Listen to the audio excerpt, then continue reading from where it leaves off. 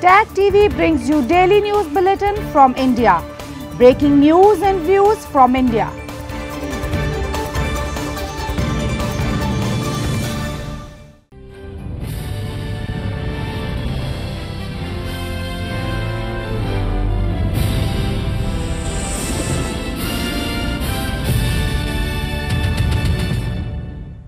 Good evening. Welcome to South Asia Newsline. I'm Surabhi Sharma. Here are the top stories we are tracking for you on Wednesday, the 13th of March. India slams Pakistan at UNHRC for supporting terrorism.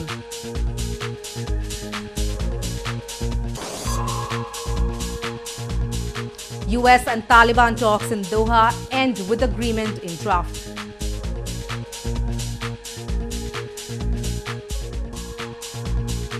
And Nepal bans de facto Maoist group Nepal Communist Party.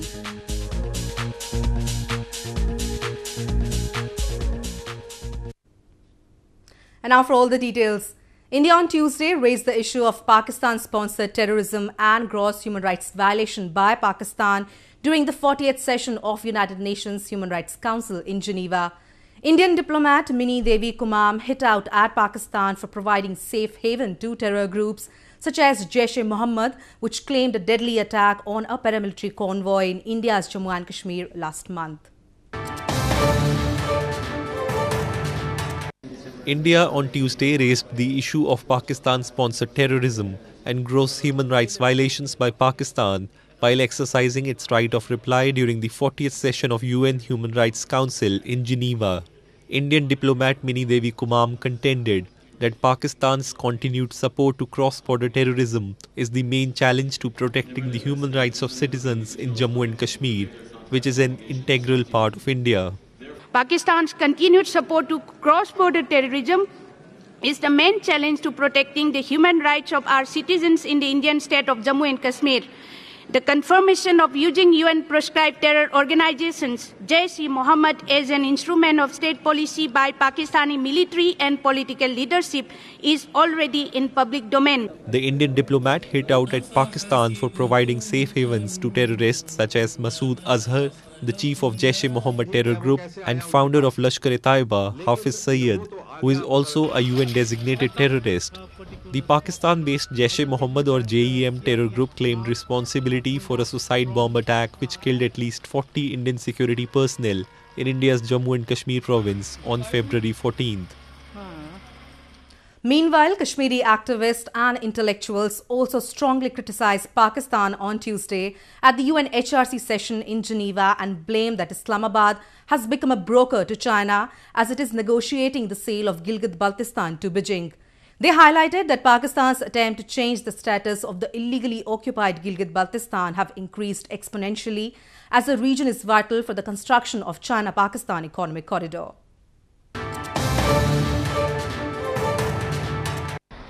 Kashmiri political activists and intellectuals on Tuesday strongly criticized Pakistan at the UNHRC session in Geneva and blamed Islamabad has become a broker to China as it is negotiating the sale of Gilgit-Baltistan to Beijing.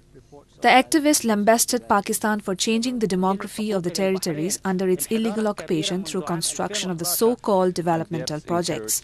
They said that in collaboration with China, Pakistan's attempts to change the status of Gilgit-Baltistan have increased exponentially as the region is vital for the construction of the illegal China-Pakistan Economic Corridor or CPAC. Firstly, Pakistan invaded Jammu and Kashmir in 1947. Since then, it has been an occupier and now it's a broker as it is negotiating the sale of Gilgit-Baltistan to Beijing. In collaboration with China, Pakistan's attempts to change the status of Gilgit-Baltistan have multiplied as the region is vital for the construction of the illegal China-Pakistan Economic Corridor. Pakistan has violated international law as well as United Nations resolutions and created an unfair consolidation in its peripheries. She has constructed many dams in the disputed territory behind its mandate and deprived millions of Pakistan from basic needs. Activists have long blamed that CPAC is illegal and that the indigenous people of Balochistan and Gilgit-Baltistan from where it passes have been stripped away of their natural resources. They claim the CPAC project has only brought death and destruction for the local people instead of economic opportunities, and accuse those who have opposed it have been subject to torture and violent crackdowns. In news from Afghanistan, the talks between US and Taliban in Doha ended on Tuesday with agreement in draft between the two sides on some key issues under debate. US Special Envoy Zalmay Khalilzad informed that he wrapped up the marathon round of talks, and now the peace requires agreement on issues like counter-terrorism assurances, troop withdrawal, intra-Afghan dialogue and a comprehensive ceasefire. Fifth round of peace talks between the US and Taliban negotiators in Qatar ended after 16 days on Tuesday with agreement in draft between the two sides on some key issues under debate. Hours after the news broke on Qatar talks, US Special Envoy Zalmay Khalilzad said in a tweet that he wrapped up a marathon round of talks with Taliban in Doha. Khalilzad said peace requires agreement on 4 issues: counter-terrorism assurances, troop withdrawal, intra-Afghan dialogue and a comprehensive ceasefire. Meanwhile, Taliban said in a statement that the United States and Taliban had deep discussions on 2 issues agreed in January, local media reported. The group said no deal has been signed by the negotiating teams and that they will come together after consulting their leaderships about the current developments. This comes at a time when Afghan government early this week finalized a date for the Peace Jirga, a traditional assembly of Afghan delegates from all layers of the society to discuss peace. According to the High Peace Council, almost 2,000 delegates, 30% of them women, will attend the Jirga scheduled for April 29. More news from Afghanistan. Militant attacks have continued in Afghanistan amid peace efforts in the country. Meanwhile, the Afghan Interior Ministry has said that the offensive operations by security forces have also increased against militants.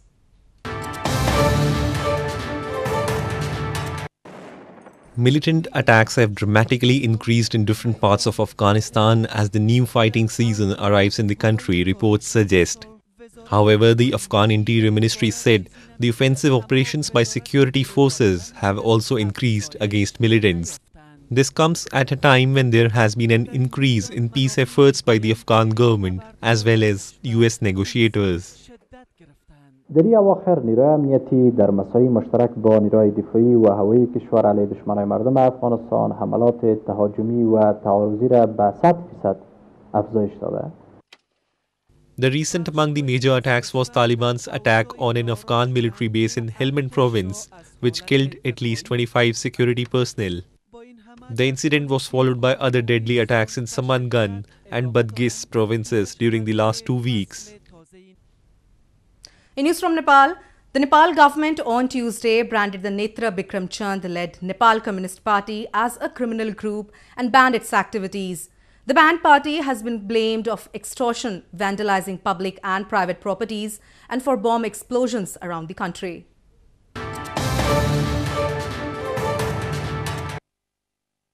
The Nepal government has decided to ban the de facto Maoist group, the Nepal Communist Party led by Netra Bikram Chand, on Tuesday, a minister from the cabinet informed. The cabinet made the decision as it thinks the activities of the group are more crime-oriented. Chand's banned party is blamed of extortion, vandalizing public and private properties and bomb explosions around the country. The party was formed after the then Maoist party broke off into groups. Chand had deserted Pushpa Kamal Dahal's then Maoist party in 2012 along with Ram Bahadur Thapa, who is the incumbent Home Minister, saying that he wanted to take Nepal's revolution forward through a unified revolution. But he left Thapa in 2014 and formed his own Communist Party of Nepal. 2 years later, in what he called a homecoming, Thapa joined Dahal back. More on news from Nepal. Indian Embassy in Nepal on Wednesday awarded Golden Jubilee scholarships to 200 meritorious students to provide financial assistance to them for continuing their studies in different fields, including medical and engineering. The scholarships were constituted in 2002 to mark the completion of 50 years of Indo-Nepal economic cooperation.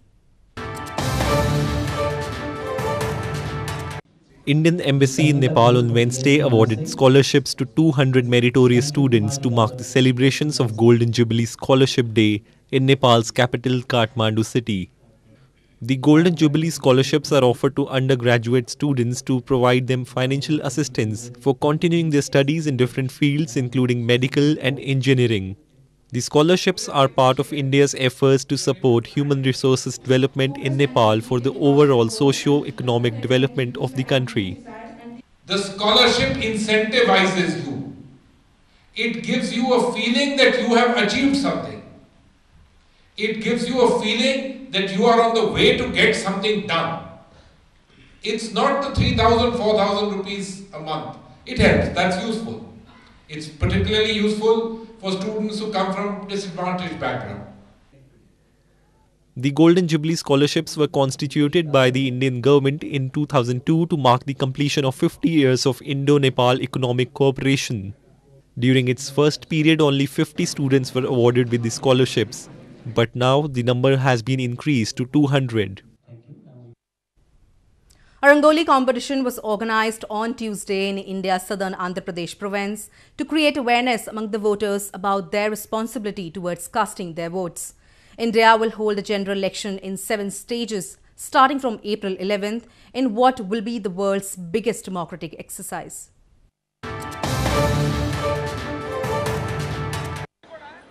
With an objective of educating the voters about the responsibility to cast your votes, a district-level Rangoli competition was organized in Krishna district of India's coastal Andhra Pradesh province on Tuesday. Scores of students took part in the week-long voter awareness campaign in which Rangoli designing, poster making, drawing, slogan writing and short film making contests were organized by the district administration. The competitions were aimed at creating awareness among the voters about the use of electronic voting machines or EVMs. Today, under sweep activities in Krishna district in IGMC stadium, district level Rangoli competition has been held. Last week in all the constituencies of Krishna district, constituency level Rangoli competitions, poster making competition, drawing making, slogan making, short film making and related competitions have been held. The voter awareness campaigns have intensified in different parts of the country after the dates for the general election were announced by the India's electoral body. The elections in world's largest democracy would be held in 7 phases beginning April 11 and the results would be announced on May 23rd. Asia Naz Joshi, India's first transsexual to be crowned Miss World Diversity in 2018, interacted with members of the transgender community in India's southern Mangalore city and inspired them to take up different professions and make a name for themselves. Joshi also walked the ramp as a part of the Transgenders Day celebrations.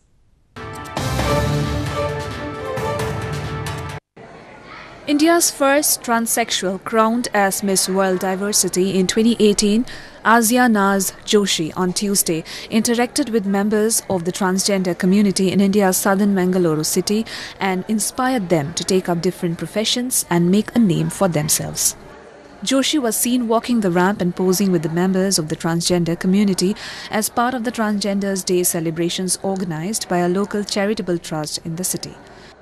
I think there should be more people who should be working towards, getting famous and getting recognized, and so that people know that transgender community cannot just only beg, clap or do prostitution. They can do far beyond that. The way I did, I made name for myself. I want more and more people to come forward, and they should also, think about different careers apart from, begging, clapping or prostitution. Miss World Diversity is a beauty pageant where transsexuals are also allowed to participate along with women. Being a sexual minority, especially transgender or intersexual in India, is met with a lot of frowning. Families generally disown these children, who are then taken in by the transgender community and trained to beg and often forced into prostitution. Most sexual minorities are often caught in the web of human trafficking, smuggling and drugs abuse. Well, that's the way it was in South Asia this evening. Before we conclude the top stories once again.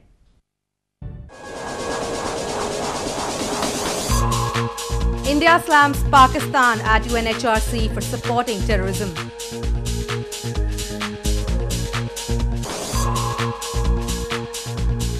US and Taliban talks in Doha end with agreement in draft.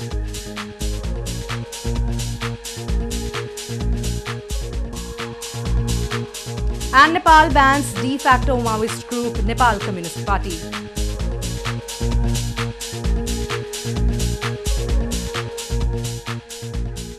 Now our viewers can watch the show on SouthAsiaNewsline.com. You can also visit us on Facebook.com/SAsiaNewsline and follow us on Twitter @SAsiaNewsline. That's all in tonight's edition. We will see you same time tomorrow. Good night.